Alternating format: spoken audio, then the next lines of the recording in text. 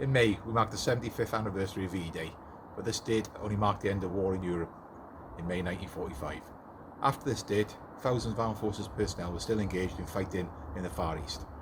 However, by August that year, victory of Japan would come, but at a heavy price, which affected the end of the Second World War. This is why the 15th of August is known as VJ Day. This Saturday was the 75th anniversary of VJ Day, a day when we pay tribute to tens of thousands of service personnel from across the UK and the Commonwealth, who fought and died in the war against Japan, including all those who were held as prisoners of war. The Allied forces were one of the most diverse in history, representing Britain, the Commonwealth and other nations. More than 40 languages were spoken and all the world's major religions were represented. Veterans of those forces and their descendants are today part of the multicultural communities in Britain and around the world, a lasting legacy to the success and comradeship of those who fought in Asia Pacific.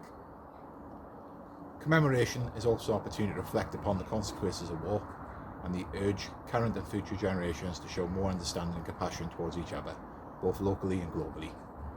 The Council's website has information on how you can commemorate this important anniversary whilst observing the latest coronavirus and public health guidelines to ensure that you mark this important anniversary safely.